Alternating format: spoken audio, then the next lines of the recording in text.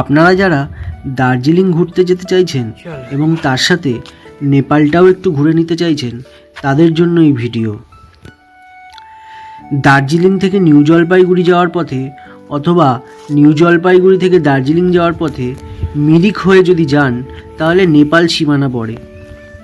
আমি বলবো দার্জিলিং থেকে নিউ জলপাইগুড়ি যাওয়ার সময় একবার এই নেপাল সীমানা দিয়ে ঢুকে নেপালটা ঘুরে যদি চলে যান তাহলে অনেক কম খরচে আপনার নেপাল ঘোরাটাও হয়ে যাবে। নেপাল সীমানা থেকে পশুপতি মন্দির আর পশুপতি মার্কেট পায়ে হেঁটেই ঘোরা যায়, কিন্তু যদি আপনি বৌদ্ধ মনাস্ট্রি, বুদ্ধা পার্ক দেখতে চান এবং তার সাথে সাথে কান্যাম বলে একটা সুন্দর জায়গা আছে নেপালে, সেটাও যদি ঘুরতে চান তাহলে আলাদা করে গাড়ি ভাড়া নেপাল সীমানা থেকেই পাওয়া যায়। 1300 টাকায় কান্যাম পর্যন্ত আপনাকে ঘুরিয়ে দেবে। সেখানে যদি থাকতে চান থাকার ব্যবস্থাও আছে। কিন্তু যদি আপনারা বুদ্ধা মনাস্ট্রি এবং বুদ্ধা পার্ক অবধিই ঘুরতে চান তাহলে তার জন্য মাত্র 750 টাকা খরচ করতে হবে, আর অনেক তাড়াতাড়িও ঘোরাটা হয়ে যাবে।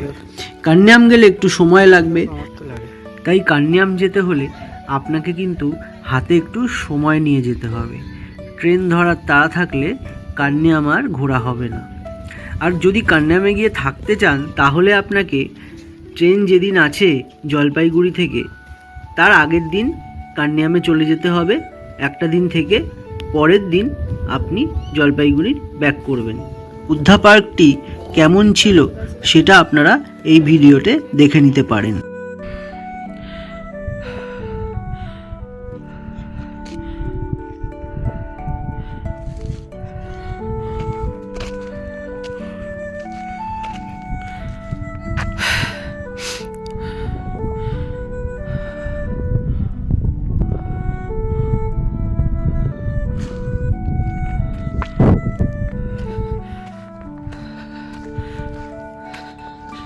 কি আছে ওইদিকে? ভ্যালি, ভ্যালি তো কিছু দেখা যাবে না। ভ্যালি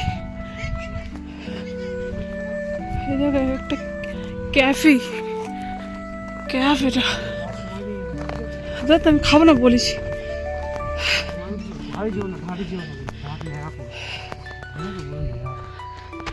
এদের ভয় লাগে না?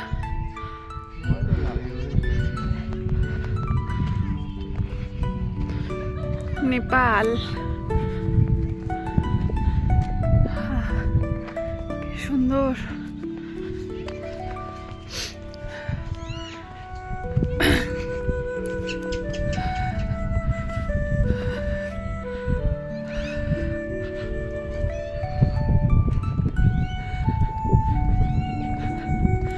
ওই দিকটা রোদ আছে, দেখো চকচক করছে, এই দিকটা অন্ধকার।